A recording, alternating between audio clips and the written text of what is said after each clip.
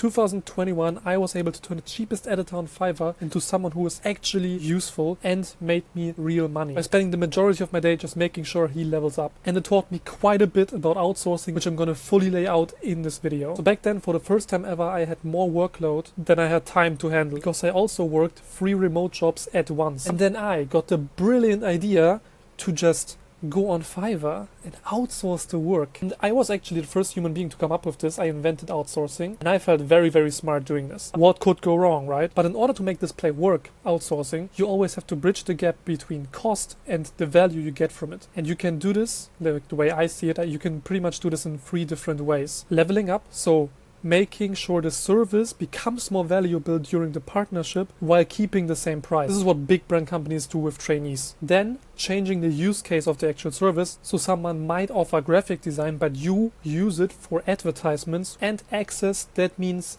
somebody who has an asset. In communist terms, if you own the factory, the e-com brand, nobody else can make the same money from the same kind of work. And obviously with editor, we leverage all of these. But for this video, we're only going to focus on the leveling up part, because that was the only thing I had access to back then. So how do you make sure that you substantially increase the performance of lower level labor? First up, you have to make sure that you think for them, okay? You can't expect them to think. In this situation, our prospect has direct eye contact with the task, okay?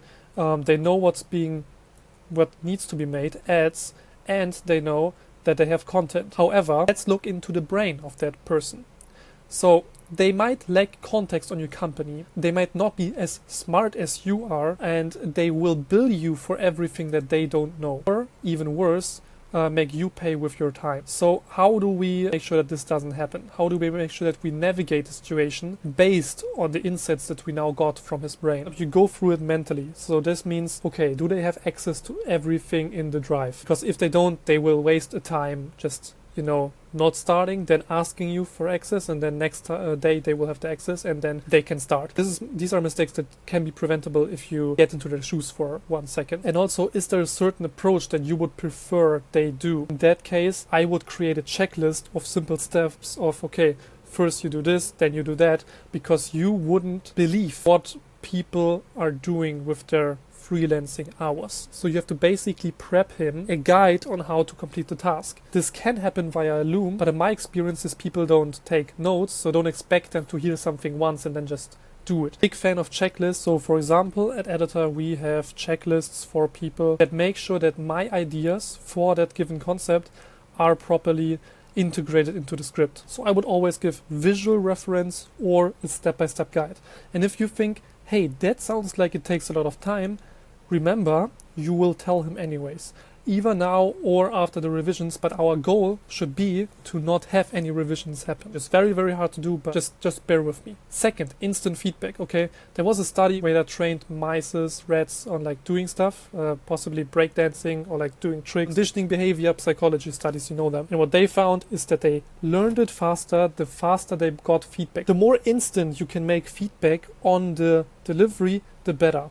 And there are 2 ways of doing that. Best case, you would instantly record a Loom of going through the video. This is what I did, right when they sent the link. They need to touch the fire and then figure out if it's hot. Otherwise, they will switch tasks, and then the punishment of not passing the expectations will have nothing to do for them with the delivery they did for you. You have to be awake when they deliver. If that's not the case, if they work overseas, I would make sure that they have a set delivery date, a hard cut where they upload the current status, daily, or give it to them on Wednesday and they deliver on Friday at 6 p.m. ET, for example. Then you can make sure that you are online when that happens and can give them instant feedback. As I said, I recorded Looms. So I always did 1 Loom when giving them the files, which I will come to later, and then 1 Loom when I received the files, to make sure that he understands visually. Most editors are visual people just like me, that you can show them what is being meant. Otherwise, they will not get it via text. I tried it. It's never the same effect.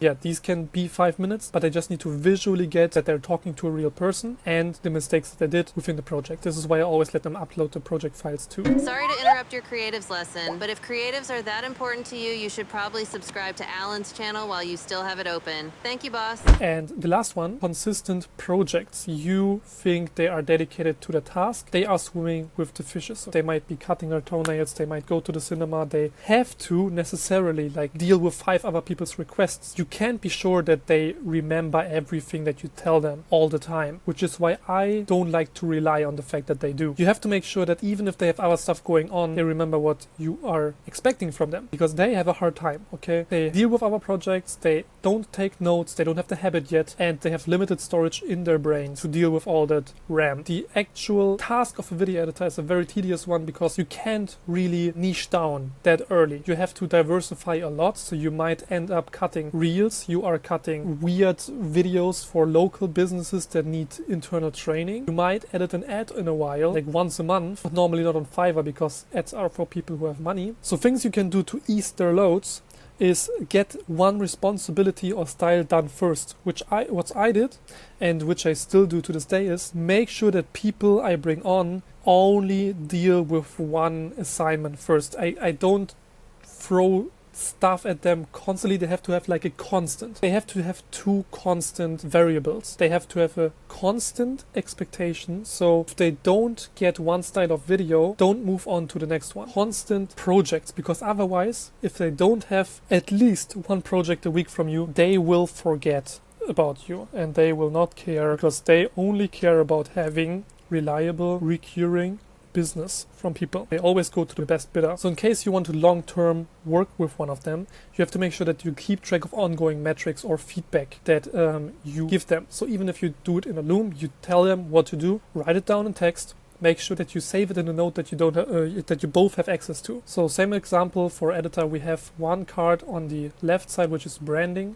which always includes the landing pages, the blog articles that are referenced, and even brand guidelines and the photo links. This reduces the amount of questions when it comes to, oh, where do I find photos for this? What font are we using again? The goal of the two previous points, you have to reduce their introduction time. Okay, what I mean by this is by doing a task, you always have like at least 15 if you're good, but an hour where you have to go into the task in order to get to your most efficient state. If you have a full-time employee, that is not hard at all, because all they do in their professional life is serve you as their master. But if you have a person who deals with different clients and prospects, they might talk to 30 people a week. Juggling all of that information might be tedious. Make it as easy as possible, and you will experience a higher quality of work, and they will appreciate it too. So, and as a broader kind of mindset to think about this, most people just pick a random person off the street, tell them the expected outcome, and expect that they will walk a straight line, which is never gonna happen. Okay, which is why I like to record these briefing looms, and I also like to prep them as much as possible. In this case, you can see I'm giving him a project with the raw cut, because the raw cut is this is where you need the most brain, getting the structure right. Especially in this case, I made a 1-hour interview with that person and we cut it down. I might know best what kind of takes they want, and I'm gonna get angry if a person doesn't get what I see in the footage. You might act differently, but that's kind of the mindset. I'm making sure that he doesn't have a way of making these mistakes by giving them a certain direction. I'm changing their trajectory so that they can't fail, okay? Most people think that freelancers are the gun, but in most cases, freelancers are the bullet for you. So if you're out of bullets, that's no good, but you have to shoot them in the right direction for them to make real damage. And this is not a straight line. They will most likely walk something like that.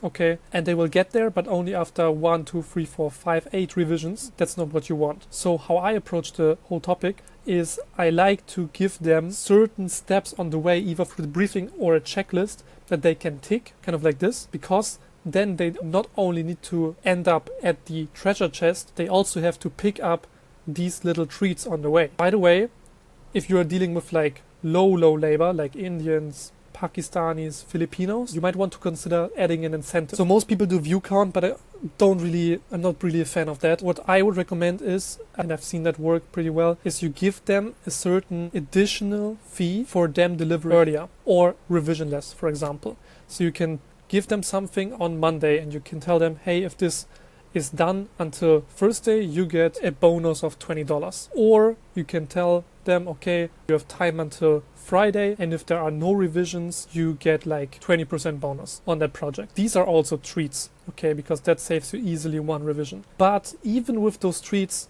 don't expect him to walk the correct line. They will most likely do something like this, which is still better than, this shit. This was the client I worked with Emas on, the Indian I was talking about, and over time he got very, very satisfied with the videos. You can see like excellent videos just keep getting better, and there always comes the point where people, like my employees, surpass me on a certain account, which might be bigger than the joy of a father seeing his kids grow up, because like that's money right there. At this point, I wasn't doing the videos anymore. You could take it with a grain of salt and like get your ego hurt, but in general I was pretty happy because then I could just focus on other stuff. Yeah, joys of the father. So this is my approach to making Fiverr freelancers or other classes of low-level freelancing work for you. Be warned, it's no place for rich people. However, you can make it work if you have the time. Make sure you think for them, give them instant feedback as soon as possible, and give them a consistent expectation. Make sure that they own one thing first. Make them a one-trick pony before expecting more of them. This way you will get a very good grasp on their abilities. I hope that helped with whatever you are scaling right now. I'll see you next time.